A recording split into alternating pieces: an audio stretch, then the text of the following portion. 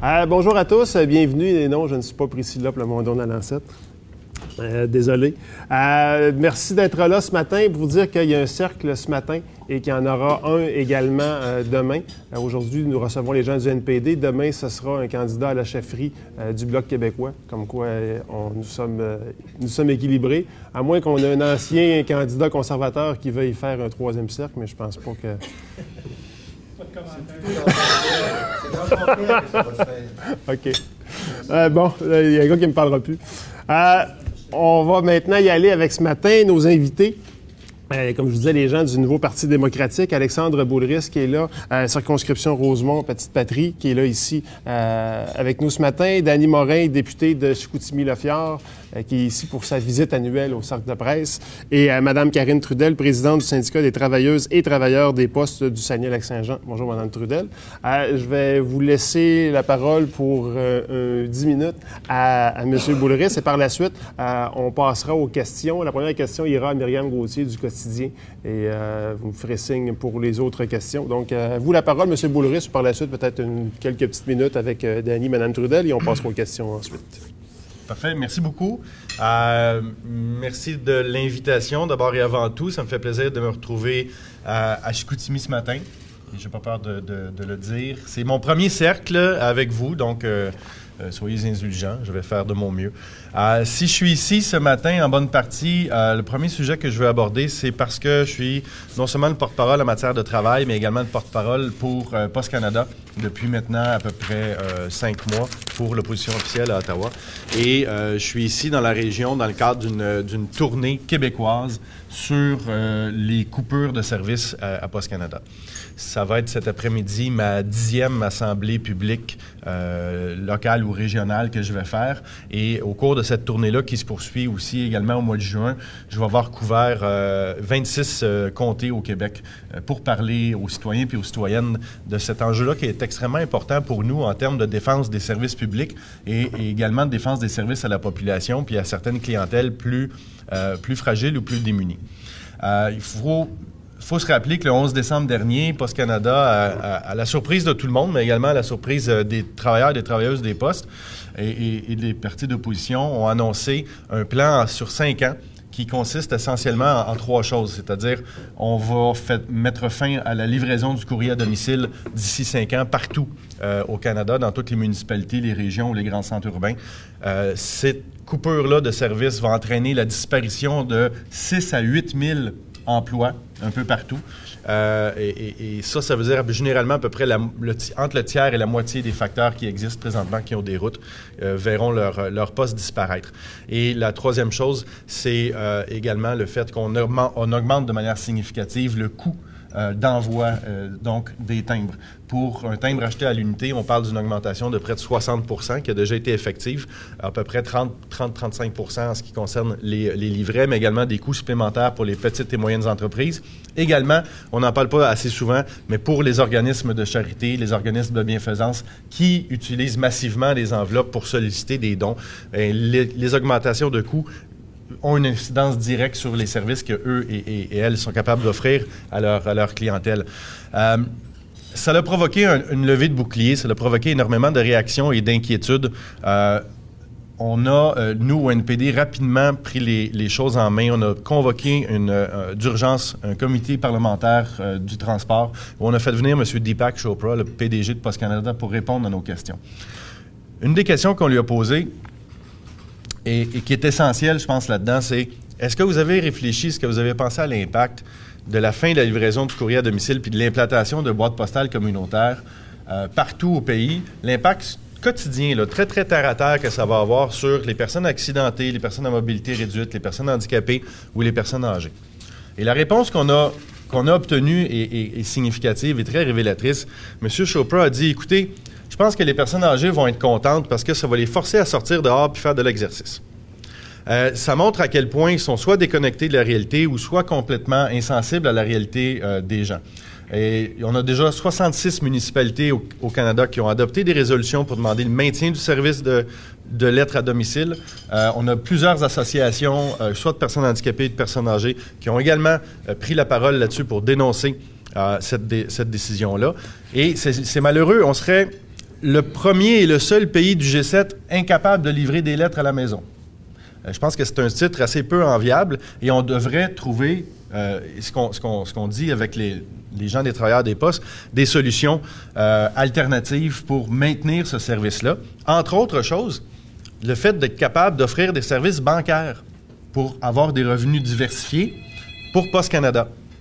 La plupart des pays industrialisés dans le monde offrent de tels services bancaires. On ne parle pas de choses complexes, c'est pas Wall Street, c'est pas la bourse, mais avoir un compte, être capable de faire un dépôt, un retrait, de changer un chèque, de payer une facture. Vous allez en Suisse, en Italie, en France, en Angleterre, au Brésil, au Japon ou en Nouvelle-Zélande, ça existe, ça fonctionne bien. La Nouvelle-Zélande a créé une banque postale qui est la Kiwi Bank en 2002. Et en 5 ans, 15 % de la population néo-zélandaise s'est ouvert un compte là. Et aujourd'hui, la Kiwi Bank représente 70 % des profits du service postaux néo-zélandais. Alors nous, on a dit à Poste Canada, est-ce que vous avez pensé offrir des services bancaires? Ils nous ont dit oui. Est-ce que vous avez fait une étude sérieuse pour évaluer la possibilité? Ils nous ont dit oui. Est-ce qu'on peut avoir l'étude? Ils nous ont dit non. Il y a un journaliste canadien-anglais d'un blog qui a fait une demande d'accès à l'information, qui a obtenu la fameuse étude, parce qu'ils en ont fait une. Et la loi d'accès à l'information a ceci de particulier qu'on peut utiliser n'importe quel prétexte pour biffer des parties d'un document qu'on rend public. Sur 811 pages, ce rapport-là a été caviardé 701 pages. Il y a 700 pages qui sont totalement blanches. On a le titre et c'est tout. On n'a pas d'explication. Je ne veux pas prêter d'attention à Poste Canada, mais mon petit doigt me dit que si, comme Poste Canada ne semble pas vouloir offrir des services bancaires, si leur étude avait conclu à la même chose qu'eux, ils l'auraient rendu public, ils l'auraient publié. Comme ils le cachent, ils ne veulent pas la donner ou alors ils la masquent, probablement que ça veut dire qu'il y avait des choses intéressantes dans cette étude-là, mais qu'on ne saura malheureusement jamais. Poste Canada a offert des services bancaires déjà au Canada jusqu'en 1968. Et la Charte de Poste Canada, il y a des règlements qui prévoient encore de le faire. Nous, on dit, évaluons sérieusement cette possibilité-là. Ayons un dialogue avec les travailleurs des postes, mais également la population sur quel type de services bancaires on veut avoir. Et surtout, luttons contre ce gouvernement-là qui s'attaque à l'ensemble des services publics, que ce soit les services aux anciens combattants, que ce soit les services aux chômeurs, que ce soit Radio-Canada ou que ce soit Poste Canada, on a toujours la même idéologie. Et c'est pour ça que nous, on dit, il y a espoir dans 5 ans. Le plan de Poste Canada est sur 5 ans, mais il y a des élections dans 18 mois. Un nouveau gouvernement amènerait probablement une nouvelle direction et des nouvelles directives à Poste Canada pour le maintien des services publics. Vous le savez peut-être, je suis coprésident de la campagne du NPD pour les prochaines élections. Pour nous, c'est important que cet enjeu-là demeure dans l'actualité et dans l'esprit et la conscience des gens pour les prochains 18 mois. On va faire face à des adversaires coriaces, un parti conservateur qui est fatigué, oui, mais qui est extrêmement riche, on le sait. On va faire face à des gens comme Denis Lebel, qui, au lieu d'être le lieutenant du Québec à Ottawa, est le chien de poche de Stephen Harper au Québec. Mais également avec un chef libéral inexpérimenté, peu compétent, qui a tendance à faire des gaffes, qui s'en mêle dans ses règles de nomination quand il veut choisir ses propres candidats, qui se fait contester, même poursuivre par des gens qui voulaient être candidats du Parti libéral, qui, à notre sens, serait un danger pour notre société parce qu'il n'y a pas le coffre ou les épaules pour être le prochain premier ministre, contrairement à M. Molker qui, lui, a toute l'expérience, le leadership et la compétence qu'il faut pour être l'alternative progressiste dans 18 mois, pour se doter d'un premier gouvernement néo-démocrate au pays. Je pense que les gens ont soif de changement et je pense que notre équipe, avec Danny ici dans la région, qui fait preuve d'un réel leadership et qui travaille énormément fort, on va être capable de montrer aux gens qu'il faut embarquer dans le train orange, puis on va faire poursuivre la vague orange dans l'Ontario puis dans l'ouest du pays. Sur ce, si vous avez des questions, on est à votre disposition. Merci beaucoup, M. Boulris. Peut-être un petit mot rapide, Danny ou Mme Trudel, sur, évidemment, Mme Trudel sur les postes, là, Danny Morin. Oui, donc Alexandre a assez bien résumé plusieurs des dossiers sur lesquels on travaille. Donc, Poste Canada, de ce temps-ci, toutes nos énergies sont là-dessus. Il y a d'autres combats, évidemment, que nos autres collègues mènent à Ottawa, comme Pierre Nantel, par rapport aux coupures par rapport à Radio-Canada. Ça, c'est une autre aberration, là. Mais la tendance est lourde venant du gouvernement de vouloir réduire les services à la population. Et ça, justement, la population n'en veut pas. La population a désire justement qu'on continue de lutter, puis ça me fait plaisir en tant qu'équipe néo-démocrate de lutter pour que les gens gardent leur service. Mais on ne se le cachera pas, les élections qui s'en viennent vont être assez décisionnelles. Nous, notre stratégie, Alexandre, pour pouvoir vous en parler davantage, c'est que en étant l'opposition officielle, on est considéré comme le gouvernement en attente.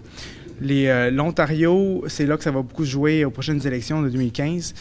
Et avec les élections qui s'en viennent en 2015, la population ontarienne, on va leur montrer le Québec. On va leur dire, regardez, le Québec justement veut avoir Thomas Mulcair comme premier ministre.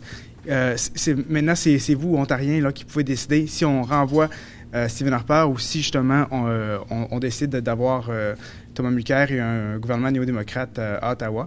Et pour tous ceux qui s'inquiéteraient d'un gouvernement néo-démocrate, le meilleur exemple, c'est au Manitoba, où est-ce que, justement, c'est une province qui est très riche, où est-ce que leurs politiques sont progressistes et où est-ce que, justement, la population reconduit ce gouvernement-là mandat après mandat.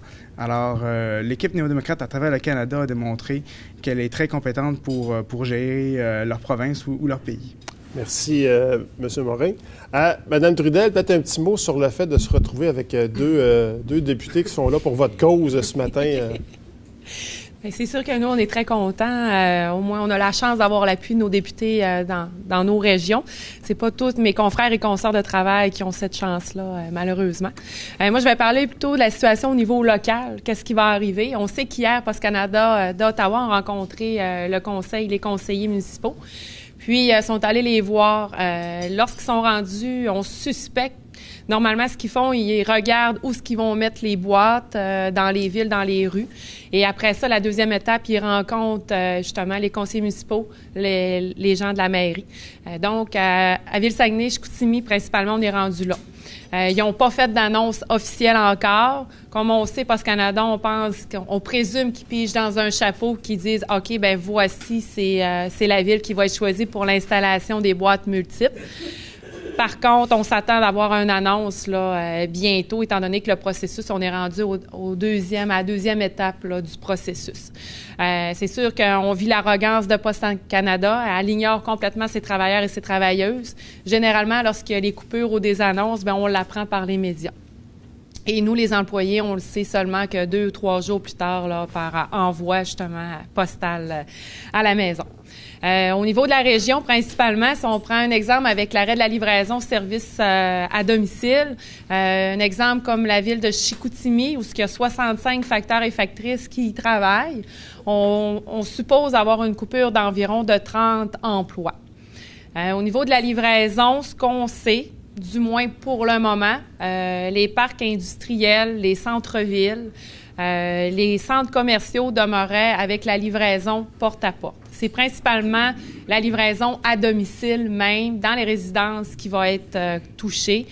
Nous, ce qu'on craint aussi, c'est avec l'implantation de ces boîtes multiples-là. On a une crainte par rapport au fait qu'ils vont être installés aux alentours entre 17 et 25 résidences. Ça veut dire, si on prend une rue, on peut retrouver entre 2 et 3 boîtes communautaires. Les vieux quartiers, les quartiers plus anciens, ne sont pas disposés à recevoir ces boîtes-là. Ça veut dire que les gens vont avoir ça en avant de chez eux. Ça gâche le paysage, puis je suis pas sûre que c'est toute la population, le citoyen là, devant sa maison qui est intéressé à voir les gens arrêtés en avant de chez lui là, tous les jours pour aller chercher le courrier. Notre crainte aussi est environnementale, due au fait que lorsqu'on fait la distribution d'envois, exemple de publicité, souvent même le Publisac se sert de ces sites-là pour déposer les Publisacs, bien, ça traîne à terre. Les gens mettent ça à terre, il n'y a aucun entretien qui se fait. Puis on se ramasse avec vraiment là, un dépotoir à ciel ouvert là, de circulaires, d'enveloppes vides et de peu importe là, qu'on peut retrouver. Ou de la traque du NPD. Non, ça, on les garde. On les amène à la maison. On va supposer.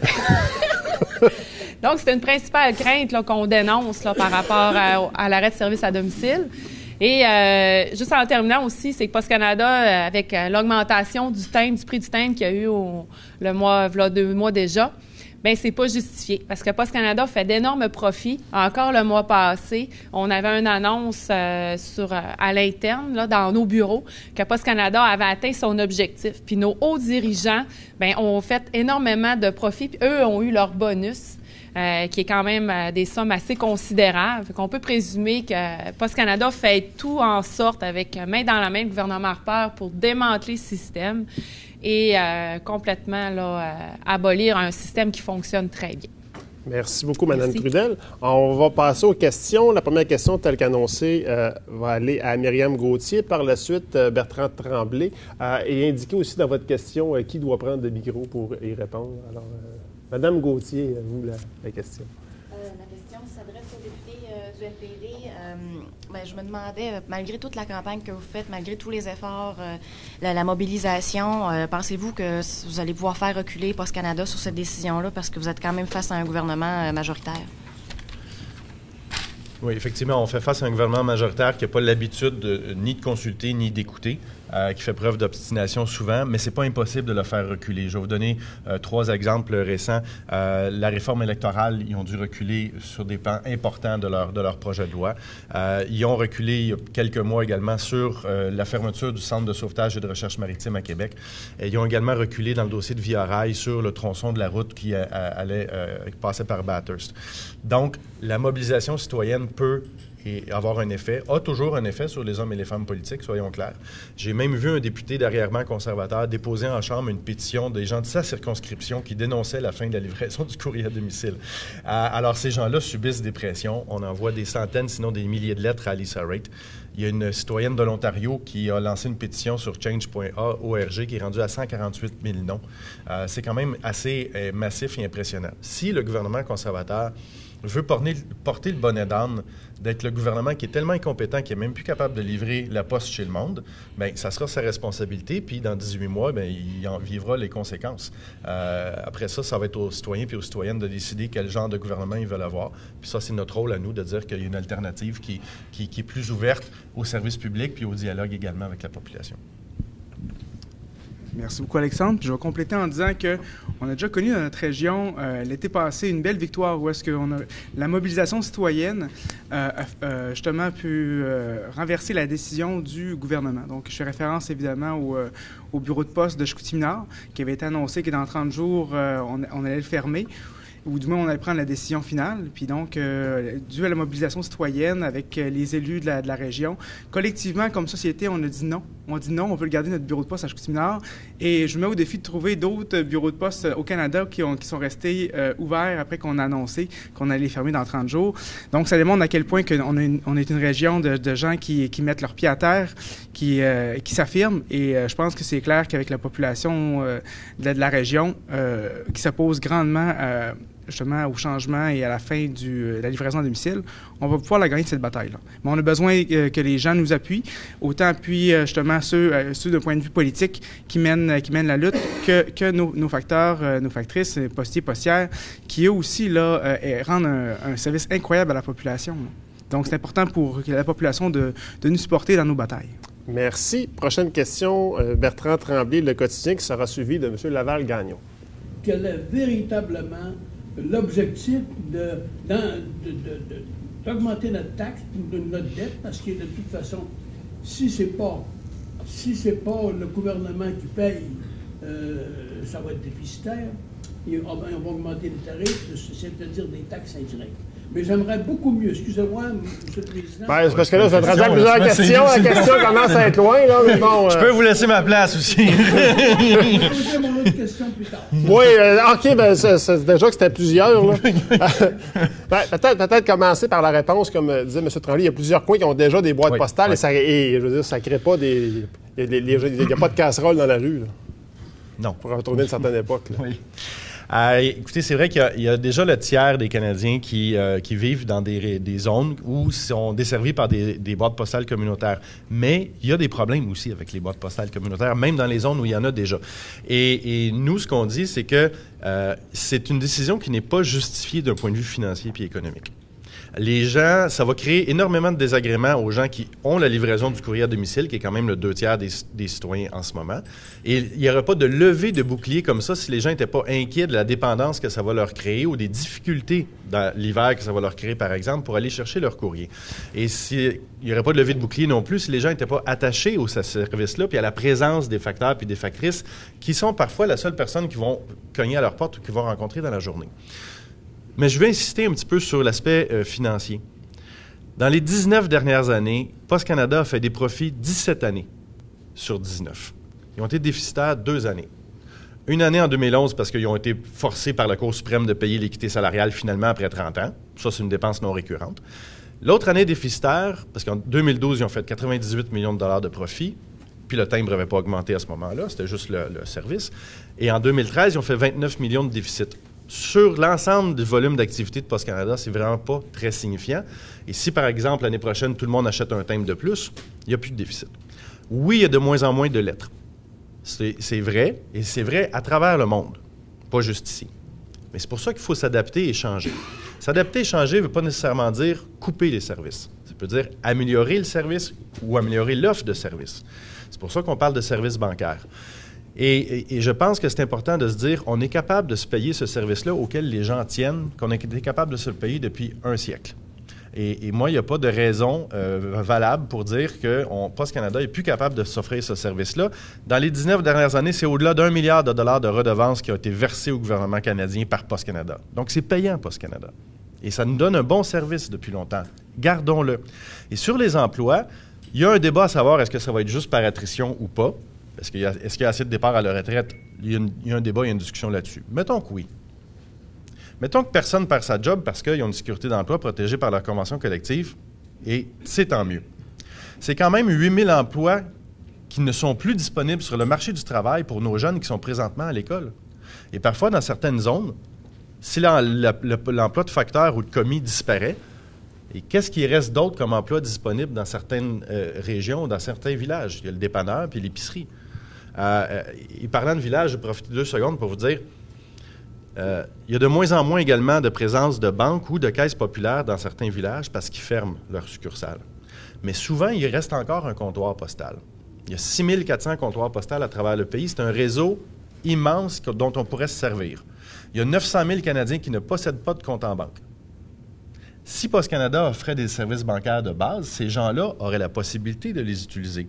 Si vous n'avez pas de compte en banque pour ces quasi-millions de Canadiens-là, s'ils reçoivent un chèque du gouvernement ou ils ont eu une job-in puis se font payer par un employeur avec un chèque, où est-ce qu'ils vont?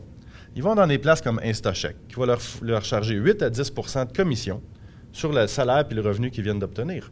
Alors, ça aiderait des gens, tout en aidant Post Canada à maintenir un service de livraison à domicile qu'on pourrait peut-être faire également 3 fois par semaine au lieu de 5, qui réduirait des coûts.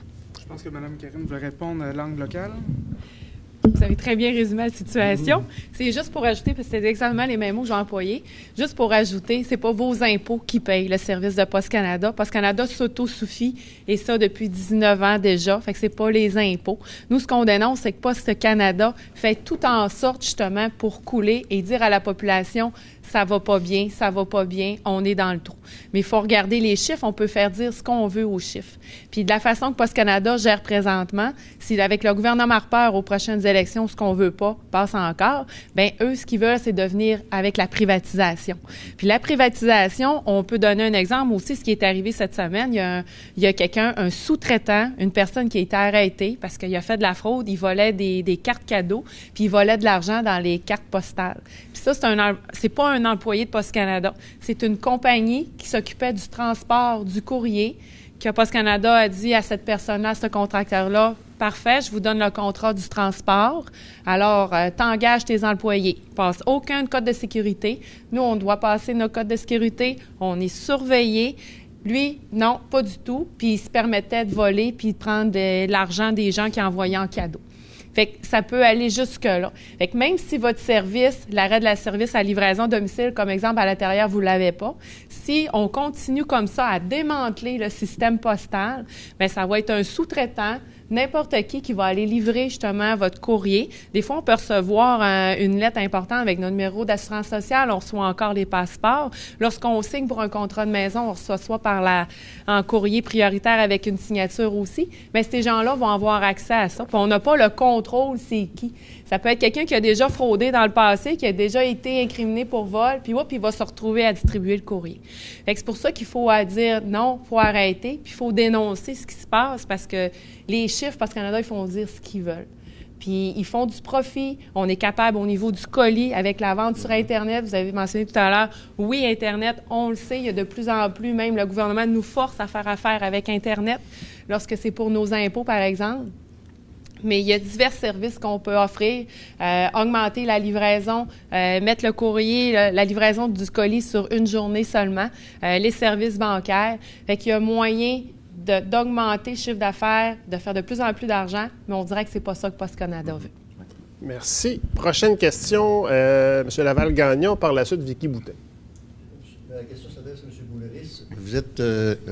en tout cas, selon l'expression, le militaire, le lieutenant politique du Québec pour le NPD. Et Danny me disait tantôt que vous allez être responsable de la stratégie électorale au Québec dans moins de...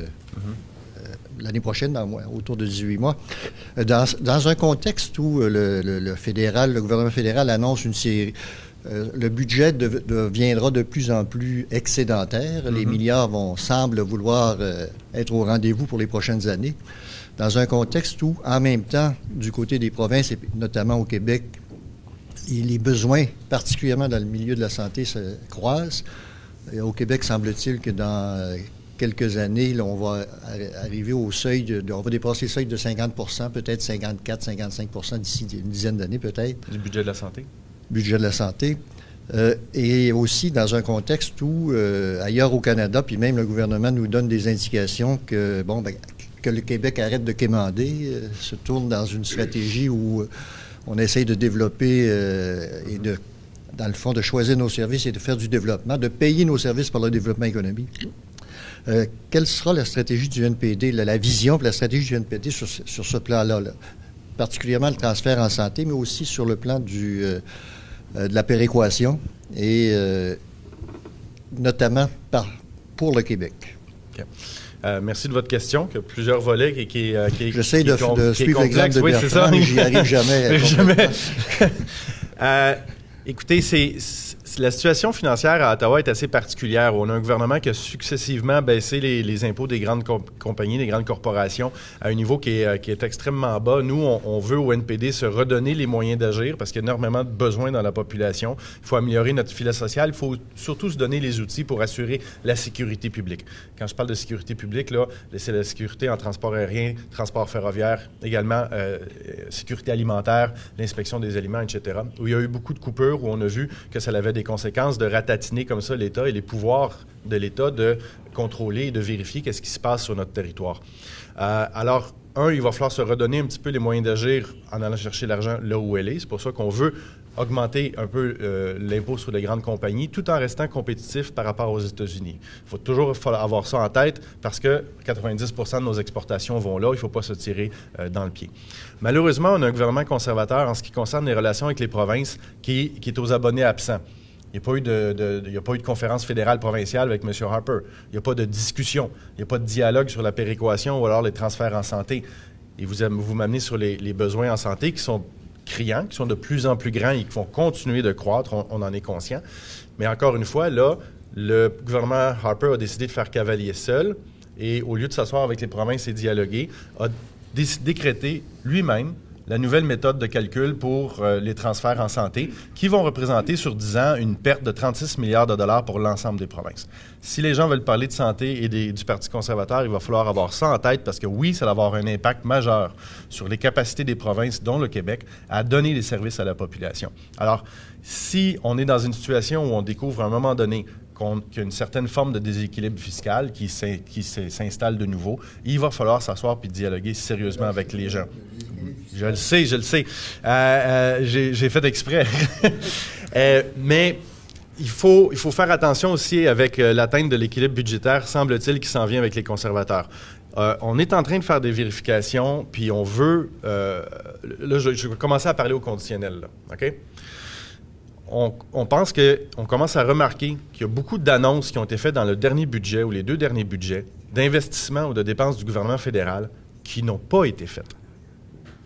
On pense qu'il y a une partie de l'atteinte de l'équilibre budgétaire qui va être faite sur le dos de ministères ou d'agences qui se sont fait dire de ne pas dépenser l'argent qui avait été annoncé. Alors, jusqu'à quel point c'est un vrai équilibre budgétaire ou pas? Vous savez, si on annonce un investissement, puis on se pète les bretelles avec, puis on prend le crédit politique, puis ensuite de ça, on s'assoit sur le coffre, puis on empêche l'argent de sortir, c'est peut-être plus facile d'atteindre l'équilibre budgétaire. Mais on n'a pas fait ce qu'on avait promis de faire, par exemple. Alors, il y a une crainte là-dessus qu'on est en train de jouer sur les 2 tableaux.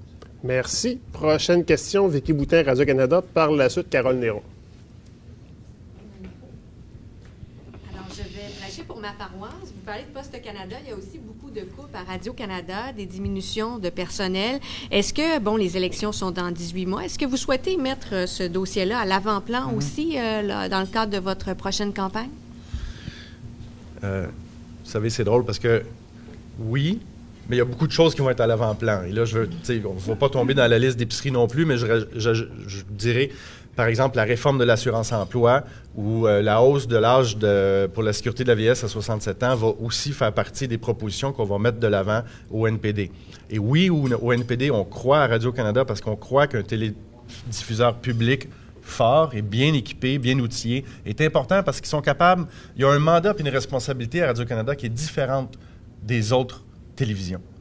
En ce qui concerne l'information, les affaires publiques, les documentaires, les émissions pour enfants, des choses qui ne sont pas nécessairement rentables, dans lesquelles une télévision privée ne va pas investir beaucoup d'argent et qui permet d'avoir un regard différent, qui permet de faire des enquêtes.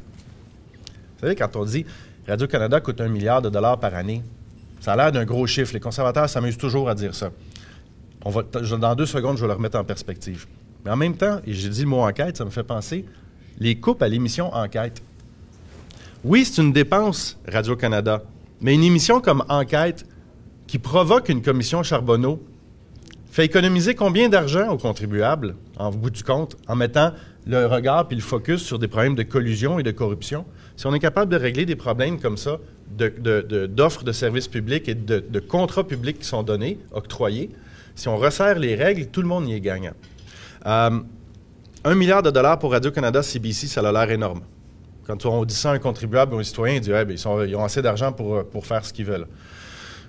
Nous, ce qu'on regarde, regardons combien dans le monde les gens consacrent à leur télédiffuseur public.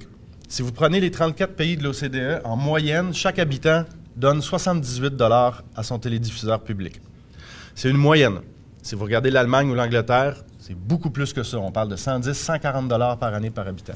Au Canada, sous les conservateurs, on est baissé, on est rendu à 29 $ par année par habitant. 29. On est en dessous de la moitié de la moyenne de l'OCDE.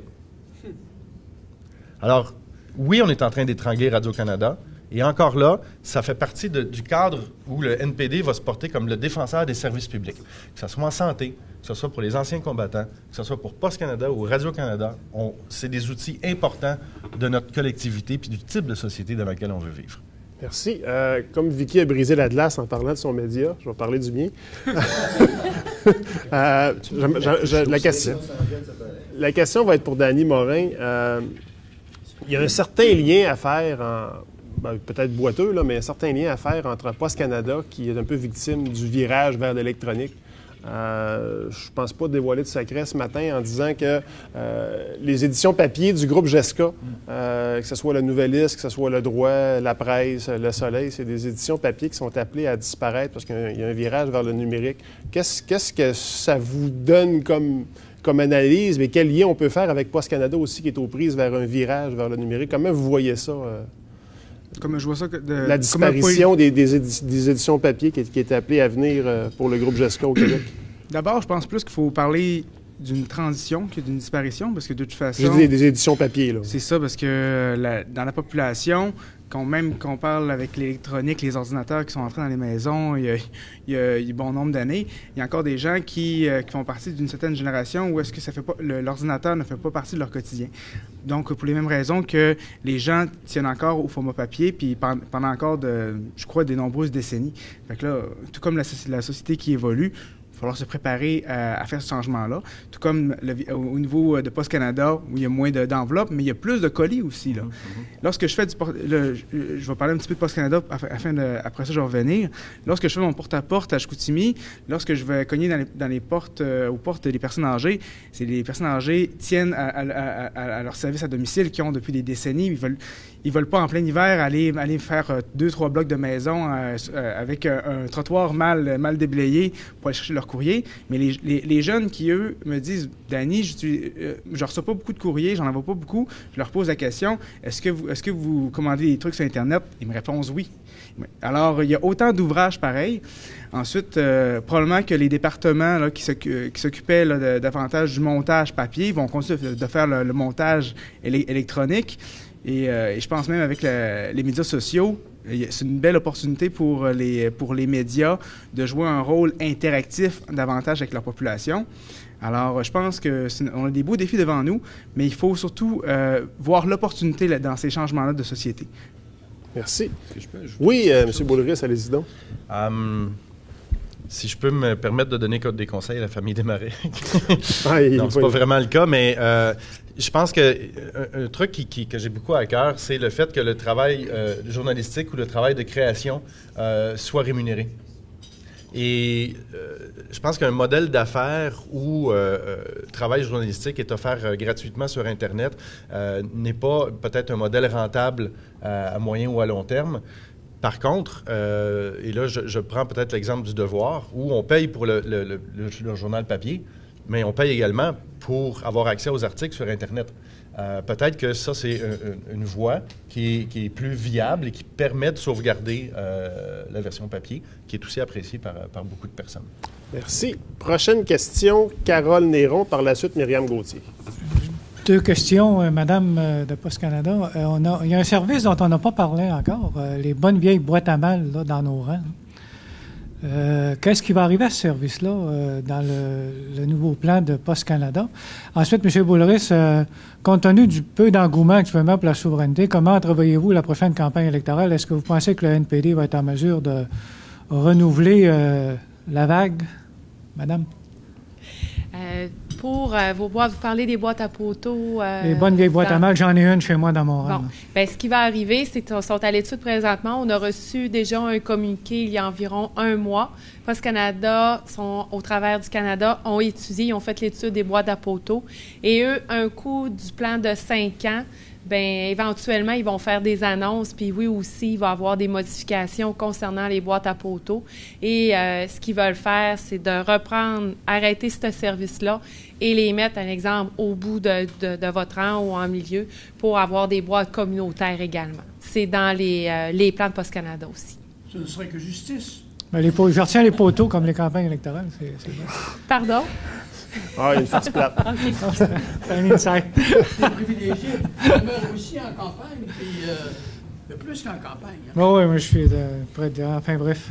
Il y a au moins la boîte. Moi, je ne pas la boîte. C'est parce que Carole Néron est toujours en campagne. Ah, il est toujours en campagne? nous autres aussi. Nous autres aussi. Merci, Pascal. OK. Ben, merci beaucoup pour votre question. Effectivement, je pense que il y a 3 ans, il y a une vague orange avec Jack Layton et Thomas Mulcair. Moi aussi, je m'en souviens très bien. Le 3 mai 2011, ma blonde était fâchée contre moi. Elle ne m'a pas parlé de la journée. Le Québec s'est doté de députés néo-démocrates massivement pour la première fois de l'histoire. Donc, on est l'image que M. Mulcair utilise souvent, c'est qu'on est un arbre avec beaucoup de feuilles, mais encore peu de racines. Mais ce qu'on a vu dans les 3 dernières années, c'est qu'on a réussi à s'enraciner. Puis je pense que les sondages d'opinion démontrent qu'effectivement, il y a une bonne satisfaction des gens envers le travail de l'équipe néo-démocrate au Québec. Et ça se poursuit. Le fait que la question nationale soit un peu mise en dessous du tapis, on ne se le cache pas depuis le 2011, mais également depuis le 7 avril 2014, fait en sorte que c'est un peu drôle. Le chef libéral semble désespérément chercher une bonne chicane Québec-Canada pour se draper du rôle de capitaine Canada. Le lendemain de l'élection, il dit « La souveraineté est encore là, il faut encore avoir peur de la souveraineté » parce qu'il a besoin de cet épouvantail-là, parce que ça fait un petit peu partie de ce les Anglais appellent le narrative. C'est un peu son rôle. Alors que nous, ce qu'on veut, c'est travailler ensemble, ce qui était le slogan au Québec, la dernière élection, avec les progressistes, les gens de gauche, les gens de cœur un peu partout au Canada pour se doter d'un gouvernement social-démocrate. Et ça fait en sorte que, pour nous, le fait que la question nationale soit à l'arrière-plan, c'est qu'on va peut-être avoir pour une première fois un vrai débat droite-gauche, où là, c'est un débat entre la vision conservatrice puis la vision progressiste du NPD, sans les chicanes fédérales provinciales puis la question constitutionnelle tout le temps dans les pattes. Alors là, c'est une question de choix de société, de solidarité, de justice sociale, de redistribution de la richesse, de protection de l'environnement. Et là-dessus, je pense que le NPD a fait ses preuves, puis les gens vont apprécier l'offre politique qu'on va avoir à leur faire, tout en respectant le fait que le Québec est une nation et qu'il faut protéger la langue française, qui sera toujours fragile et menacée dans l'environnement nord-américain, où on est une toute petite minorité, finalement. Vous êtes assez optimiste qu'une campagne porte sur des enjeux aussi élevés que ça? Parce que la dernière campagne au Québec, là, ça a viré en attaque de chats de ruelle, ça n'a pas été long. J'ai encore un peu d'idéalisme. OK. Mais je pense que les gens sont capables de prendre des décisions sur ce qu'on appelle des choix de société ou des projets de société. Et pas juste du garochage debout puis des insultes sur la place publique. J'espère qu'on va être capable d'avoir un débat intelligent. Je le souhaite. Merci. Prochaine question, Myriam Gauthier, Le Quotidien. Par la suite, Bertrand Tremblay.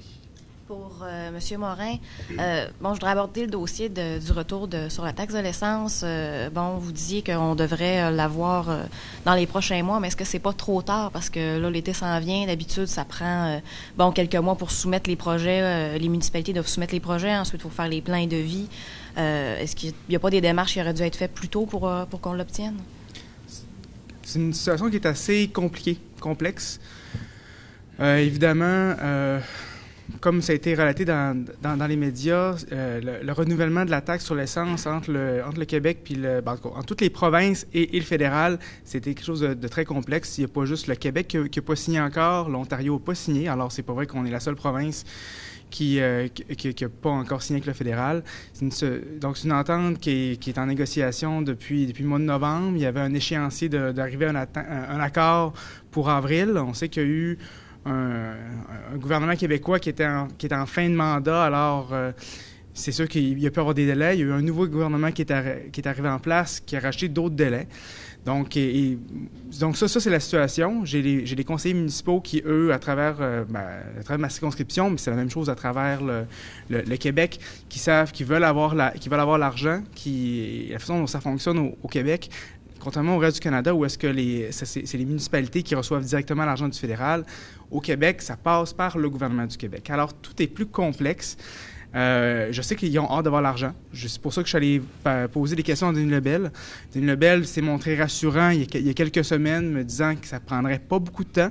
Je me fie à sa bonne volonté aussi. Même s'il vous a planté dans les médias sur ce dossier-là. Ils n'ont pas peur des mots. Là. Denis Lebel... Parce qu'au début, je me souviens, la première fois qu'on en a parlé, qu'on vous a cité dans le quotidien, vous étiez très optimiste à savoir que l'argent s'en venait. Puis finalement, M. Lebel est sorti pour dire c'est pas vrai pantoute, puis il ne sait pas de quoi il parle, Danny Morin. Mais Denis Lebel va rester Denis Lebel. Moi... Comment je peux répondre à cette question-là? Exactement. Merci, Alexandre. Moi, je fais mon travail. Denis Lebel me donnait des informations comme quoi que ça prendrait... que ça allait bientôt se régler. J'espère lorsqu'il m'a donné ces informations-là, qu'il était de bonne foi et non qu'il voulait me tendre un piège dans les médias.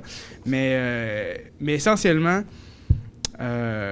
c'est son gouvernement qui négocie à huis clos avec la province de Québec. Et j'espère que, justement, que les deux paliers de gouvernement vont pouvoir régler la question rapidement. Il devient déjà très, très tard là, pour les grosses municipalités.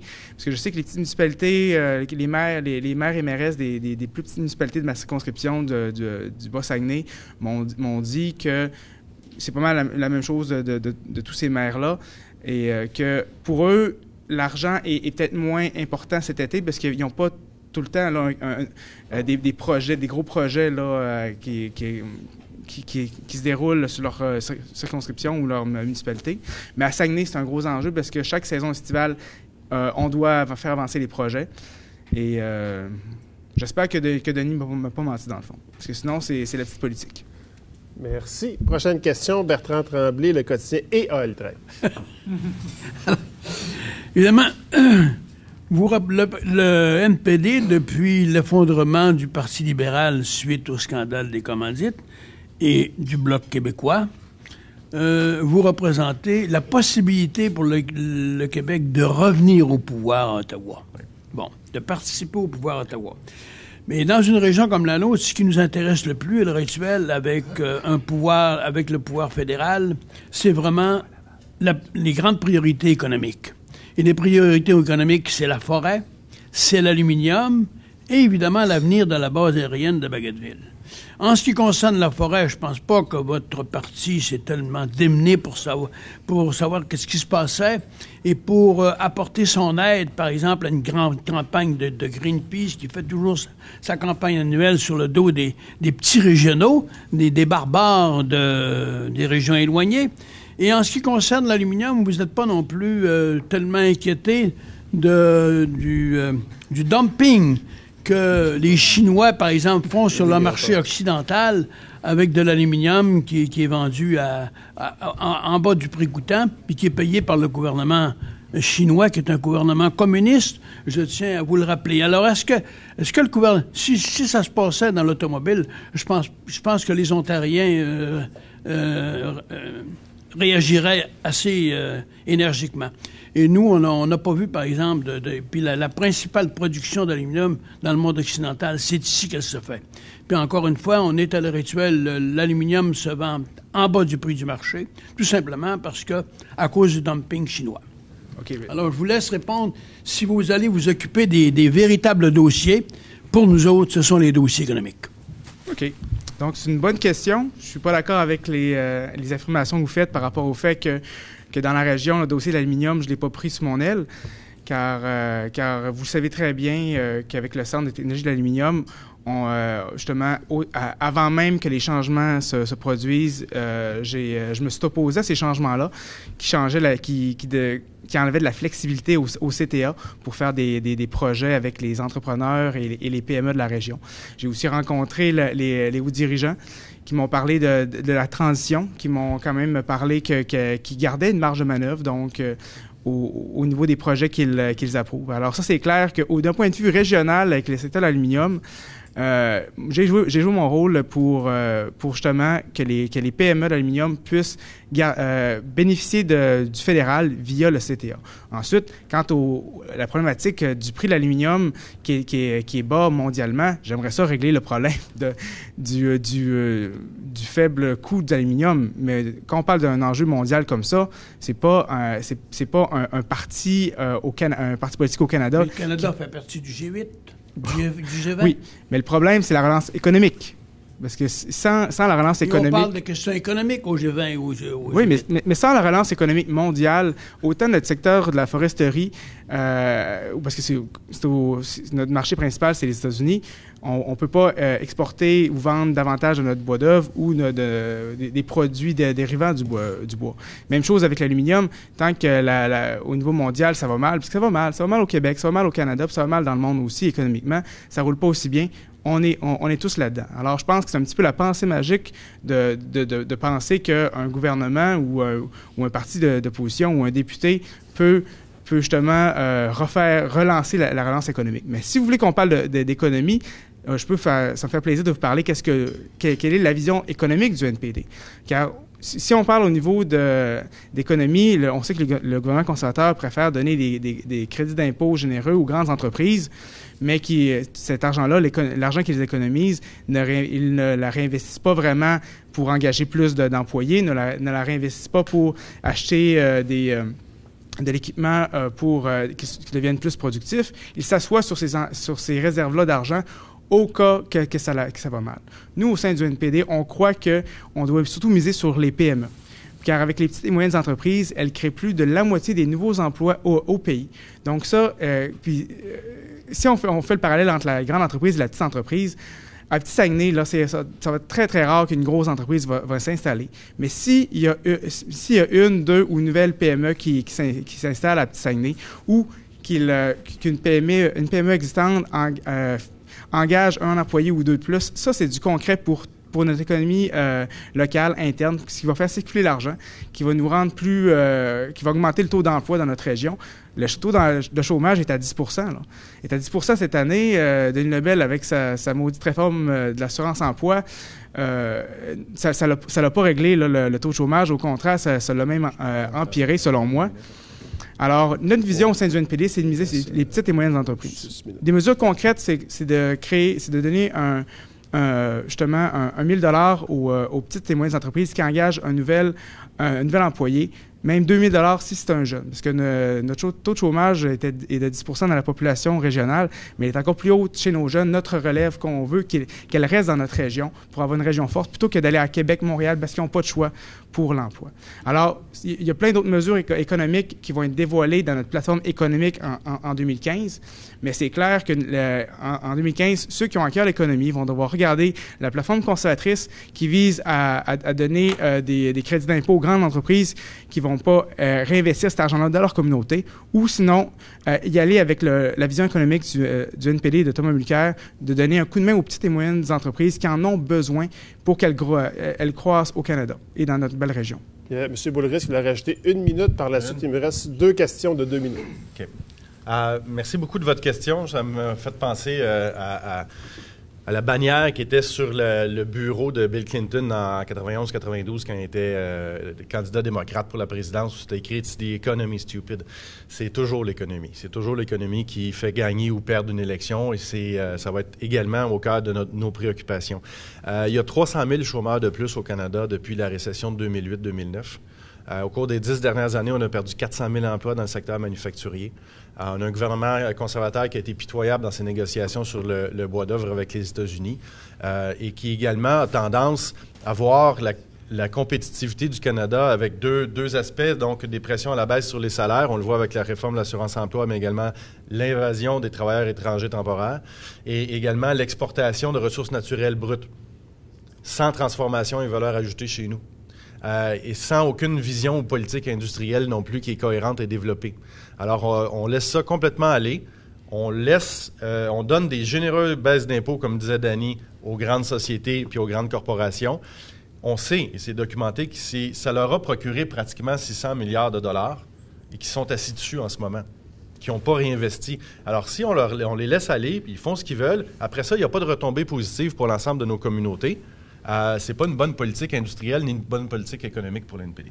Merci. Il reste 2 questions. Laval-Gagnon, Vicky Boutin. Donc, questions courtes et réponses courtes. Là, je t'en demande beaucoup, Laval, là, mais on va essayer de la résumer. Okay. Ma question, c'est comment vous vivez la spécificité du Québec sur le plan politique à l'intérieur du NPD? Là, je m'explique rapidement. C'est que vous avez une pluralité de députés. Au Québec, c'est votre base politique. Bon, les élections s'en viennent.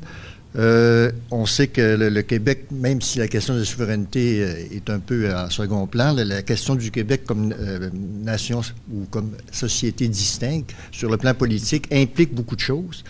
Et paradoxalement, il y a une étude faite par une organisation anglaise qui dit que l'écart sociologique entre les deux sociétés, le Québec et le reste du Canada, s'accroît. C'est accru depuis quelques années. Vous, à l'intérieur du NPD, comment vous réglez ce paradoxe-là concrètement, puis comment vous le traduisez dans votre engagement politique? Nous, on s'est engagé à mettre de manière très concrète, ça veut dire quoi la reconnaissance de la nation québécoise? Parce qu'il y a une nation québécoise et ça veut dire, entre autres choses, avoir une vision de fédéralisme asymétrique où le Québec peut faire les choses différemment du reste du Canada. Et également, prendre des mesures pour protéger la langue française. Donc, le NPD propose que la loi 101 s'applique aux entreprises sous juridiction fédérale.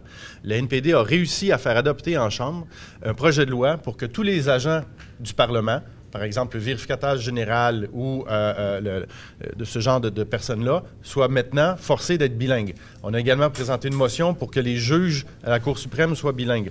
à chaque fois que le NPD dépose en Chambre une stratégie nationale, ce que nos amis du Canada anglais appellent une stratégie nationale, que j'appellerais une stratégie fédérale, à chaque fois, il y a toujours dans ces stratégies-là du NPD une clause Québec. Et la clause Québec est la possibilité pour le Québec de se retirer avec compensation financière pour faire les choses de son côté. Merci. Dernière question, Mme Vicky Boutin, Radio-Canada. Ça va bien conclure le cercle de presse. J'aimerais que vous me parliez de l'Assemblée publique que vous organisez cet après-midi. Quel est l'objectif? Est-ce que c'est de sensibiliser la population ou vraiment de préparer, de les mobiliser et de préparer déjà des actions à venir? Les deux, mais plutôt la deuxième partie, la mobilisation. Parce que les gens ont déjà fortement réagi à ça. Je vous ai donné des exemples tantôt. Par exemple, quand j'envoie, et Danny aussi, ce qu'on appelle des 10 % dans le jargon, là, mais c'est une feuille tout simplement, 8,5 par 11, qui est distribuée par nos amis les facteurs. Il y a un coupon réponse, on demande aux gens de répondre. Sur les différents enjeux dans ma circonscription, les gens en renvoient à peu près 300 à 400 coupons réponse. Sur Poste Canada, j'en ai reçu 2500. Une pétition en ligne que j'ai lancée au mois de décembre à travers le pays, mais j'ai reçu 13 000 signatures en une semaine.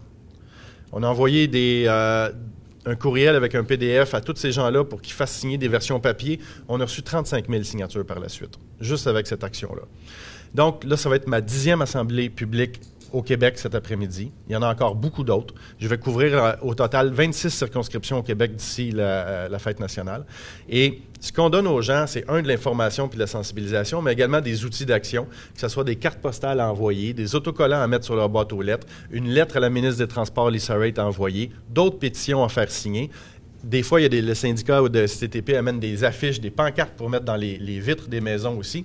Et ce qu'on leur dit, c'est passer le mot, continuer à parler des coupures de services à Poste Canada pour que cet enjeu-là persiste et devienne un enjeu électoral dans 18 mois. Donc oui, il y a vraiment un aspect de mobilisation dans ce qu'on fait là, dans ces assemblées-là. Peut-être une dernière minute que j'offre à Danny Morin pour conclure ce sorte de presse. Ouais. Les actions à venir d'ici les élections, en 30 secondes. Ah bon Dieu, il y a tellement... la période parlementaire achève, il reste un mois. Donc, on a appris hier que le gouvernement veut, après avoir dormi sa switch pendant longtemps, décide de passer en mode accéléré. Donc, les députés vont siéger jusqu'à minuit chaque soir. Et ensuite, on va pouvoir traiter le plus possible là, des projets de loi.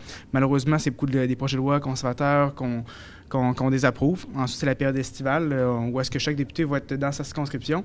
Moi-même, on ne va pas chômer au cours de l'été. Puis essentiellement, on prépare le terrain. On le sait que les élections peuvent être déclenchées dans 6 mois, 1 an, un an et demi.